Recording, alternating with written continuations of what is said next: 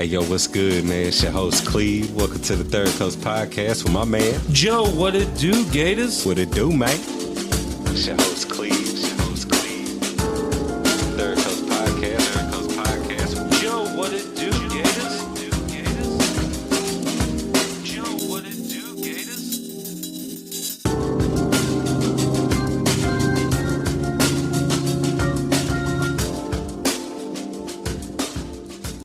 Welcome back, everybody, to the Third Coast Podcast. It's your host, Cleve. Got my man, Gator, over there. What it do?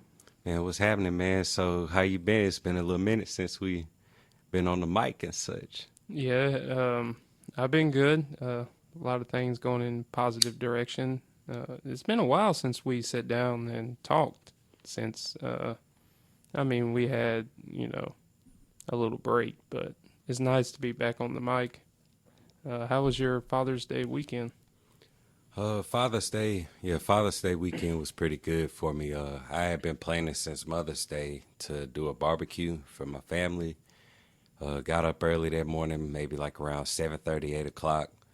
Started cooking everything, and I ran into some complications like at the beginning of cooking, but I was able to like go back later and fix it. I just spent a little bit longer barbecuing than I should have. Like instead of the typical 4 hours, I ended up cooking for 6, which isn't bad. I just had to add some coals to the pit to finish the rest of what I had.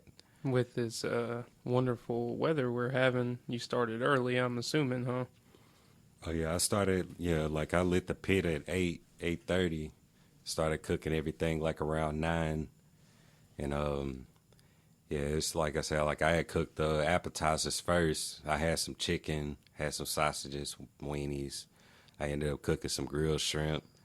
I had those on the warm side, like with a fresh onion, like with some butter on it. Ooh. And pepper. Yeah, I had it hooked up, and pretty much like after everything was done, like my mom had cooked some sides, like scalloped potatoes, like the peeled potatoes. You bake them. Oh yeah. With the like butter and chives and some baked beans. Turned out pretty good though. Sounds like it. Yeah, good Father's Day day. Everybody had their play. I took some home and had some left for the next day. But how about you, Joe? How was your Father's Day weekend? It was good. Was off for work, which is always a plus. Did the usual, I got 4 kids. Father's Day is just another day for me, so cooked and whatever. But Alyssa drew me like a handmade card, and when I opened it up, it was like, I love you the most because of your, you make the best food. While I'm cooking for her on Father's Day. But I guess that's the greatest thing about it. Right. Yeah, that's most definitely, it's a joy to be with the kids. My daughter, came that day as well. Like her mom dropped off around 11. She and I had talked for a little bit. She was telling me about a situation she had going on, like with a boyfriend and stuff. And, it was just wishing the best for the situation, because it's all about, kind of expressing a lot of positivity towards people whenever it comes to interactions, because you never know what the last interaction you may have with the person may be. So it's always best to like give that impression, this is for the people who can't talk to their baby mamas or their baby dads because they have differences. Some people can't work past those, and I'm glad at least with mine, like we have like a mutual understanding and we can raise our child.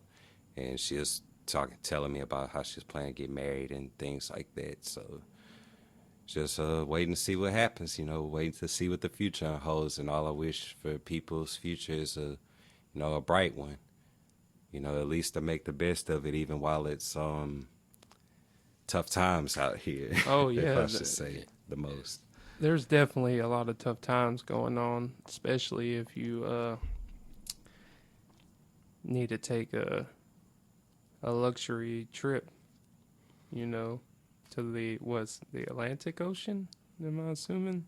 Or wherever the fuck Cobi's at. Go 12,000 fucking foot in the ground in the ocean in a tube. Oh shit! Oh, yeah. You're talking about that? I watched this story about this sub and the That's what, co-founder and the that shit's wild. Like, billionaire. sketchy as hell. Yeah, it's already sketchy because you're going out so far in the ocean. Then they paid like $250,000, so that $250,000 is coverage for like news stories and every possible case scenario. If that happened, it's like what 1.25 million for 5 people. Yeah, it's like 4 people is 1 million plus the fifth one. So yeah, it's like 250,000 a person. They went out there. Apparently, the ship imploded. Yeah, it blew up on itself from the pressure. Yeah, the pressure. They lost oxygen, so the pressure, yeah, caused it to. No, it went in, then it went out. Oh, it went. Oh, so it crushed like a soda can. Yeah, it then crushed blew like up. it crushed like a soda can, then it blew up from the Well, pressure. but at least it was fast, I guess. Hey, that's what you wish for. You know, a lot of people wish for death in their sleep and shit. You wish for, because you don't want to be consciously aware of you dying. Right. Yeah, it seems like when groups of people go out to a certain part of the water, it's always some type of, I don't know, it's just a fishy spot because I mean this is the place where the Titanic sunk, right? So Yeah, let's go check out some shit that you hear the frogs that sunk, and they only send drones down there. People don't go down there and explore that shit. But I think a lot of that is because of space exploration is being privatized. So I think like lower depth exploration of the ocean is going to be privatized too. it already is to some degree because they've only claimed to have in that area they've only mapped out 20% of the water. Yeah. But government really doesn't spend much of its time mapping out the ocean floor because there's things in the ocean it can't possibly defend from because of I guess like the weight dynamic of like high depth, high pressure, low depth, low pressure, and how fast you can move within the different pressure zones. And it's like in comparison to space, which is like kind of like a vacuum, you know, gravity only affects by the other bodies, like planets and whatnot. Like your only gravitational pull, but when you're away from a solar body, you're floatless, like you're weightless basically. In the same sense, like you are deemable weightless in a ocean environment, but to some degree you still deal with the other elements of gravity Yeah. and pressures that are of the earth. So it just space ocean exploration is always I've always had curiosities, but I'm not brave enough to go down there in that water like that, not without not with today's equipment at least. Hell no. That's one thing that is a big no for me. Like ship cruise, like I might, like Charlene did talk me into doing a honeymoon cruise to the Antarctic, and like that's a possibility. But other than that, I do not like. I applaud Kobai because I could never do that. Just being stuck out on the water for every day, For days, weeks, weeks, months. just water. I don't know. That's wild. Man, I'm dripping. Because you can't. Sorry, guys. It's fucking hot as balls and shit. Hey, what's that? El Nino? Yeah, that's that El Nino brewing up, man. Just waiting on some more of that rain to come through, man. That was a blessing sent. Everything had cooled off for a little bit. But now it's back to the heat. Yeah, now it's back to the sweltering. Well, it wouldn't be so bad if we didn't have to close the windows, block off, the other window where the fan is, because when the fan's going, don't feel bad in here. But Nah, but it affects the quality of what the listeners take into their ears, and so we're sweating. Cleve is struggling over there. yeah, struggling for you guys out there. So hopefully y'all enjoying every bit of it, and not calling names or pointing fingers or none of that jazz. But yeah, man. So like, what's do we have a topic for today? Oh yeah, we got a few things. Yeah, because I feel that since we've been gone for a little bit, it's been a lot of different things to cover, like with that, with that submarine imploding, and there's things going on locally, here in our backyard and locally, Louisiana wise. Speaking of what's going on locally, the lineup for Fête de Void did drop, and if y'all ain't bought tickets yet, make sure y'all buy tickets at www.fetdevoid.com. FETEDUVOID.com, and go buy tickets. Come get some free merch from us. We have shirts for sale. And make sure that y'all come down to our little slice of heaven called Oakdale, Louisiana, and check out all these great artists that are coming from all around the country just to be a part of it. And I actually have the list of some of the artists that are going to be there this year for Fête de Void 2023. Lost Bayou Ramblers, IFE, Sex... I'm gonna mess it up. Sex Brews, Mike Dillon's gonna be there. Solid Gold, Electron Prime, Diamond Jade, and the Ruby Red Raindrops. Pretty Nasty, Whisper Party, Crushed Diamond, Hive Mind, Void, 3420, Ashley Fiddleson.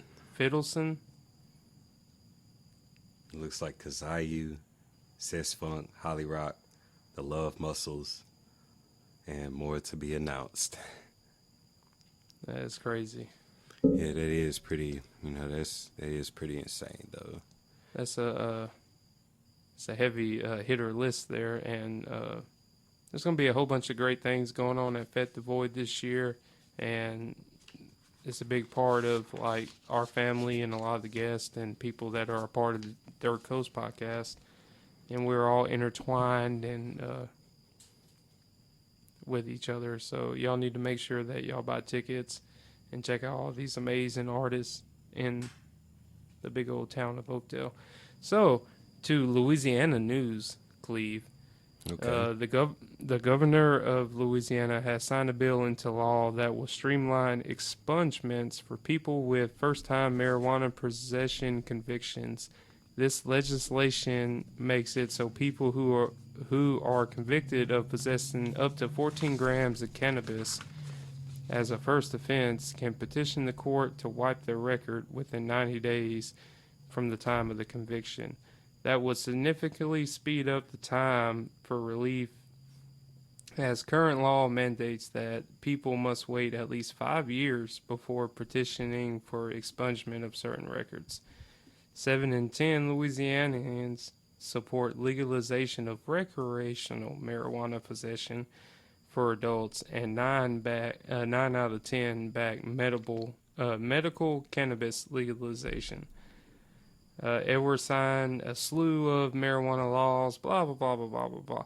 So basically what you got out there is if you have any past charges, now you can petition the court, and if it's anything, possession of 14 grams or under, your record's going to be wiped clean. And then that going forward, being said, if you get caught with 14 grams of bud, it's a slap on the wrist. It's a slap on the wrist. Supposedly a slap on the wrist. Supposedly, you never know what type of cop you run across. And that's the thing we can actually talk about is how law enforcement is. So this is a law that's passed. I'm guaranteeing if I go through certain places or, we go certain places or you go somewhere that you're riding with X amount of bud and you get pulled over and you be like, hey, look, it's just supposed to be a slap on the wrist. It's a ticket. And they'll be like, oh, no, you're resisting arrest. You're doing this with an officer. You're doing this and that. Yeah, it's like the probability of the officer reflecting the situation as you're being the cause of the effects, that he's going under said protocol to follow up on his procedures to make you look like you're guilty at the scene of the stop. It just, whenever a traffic stop is usually happening, they ask for the information. Really and truly, like, your right to exercise silence begins at that moment. Like, any question that they ask you that they can't already find on their databases, you, by law, don't have to answer it. So a lot of the time where they try to say, like, oh, well, you're withholding information, you're doing this, you're doing that, you request their badge number or request to speak to their captain. Because a lot of the times, like, they have something on them recording the conversation, if it's a body cam or if the dash cam from the cop is recording, because a lot of the time those capture audio as well. So they have all of that for their information, but at the same time, you should have yours as well to be safe. I was looking at dash cams while I was shopping in Walmart today. I was thinking about buying one just to have. To be completely honest, I think that everybody should have, like say you get pulled over by the cops and they turn on their little chest camera. I think everybody should have one in their little emergency cameras. Like, you got pulled over by the cops. We technically have one. It's called our phone, but a lot of the time they be like, stop recording me. And it's like, bro, like, you're in a public place. This is a stop. Exactly. You're an officer, a public servant, so you can be on the camera. So regardless if you don't want to be on the camera, you're at work right now. So it's showing the performance and quality of your job. So either A, be the example for the academy, or B, be the example for the courtroom and what not to do at a traffic stop. The choice is yours. So regardless of how you feel, I'm going to leave my camera on. Yeah, it's like a lot of the time, yeah, people get snatched, pulled out of their car, they get the phone snatched from them, all type of shit. And, I've never been brave enough to try it because, like, I've been in traffic stops before. It's like the last thing you think is like, man, let me break out the phone, start recording, try to catch a dirty cop on the scene. It's like, man, you trying to figure out how to get out of the ticket without looking suspicious. I don't know. It's just the answer. Well, why are you recording me? It's like having to answer like what it means about your safety. I don't know. Only certain people can get away with that, I feel. So it's a privilege. But I digress. Mind if we take a break? Yeah. All right.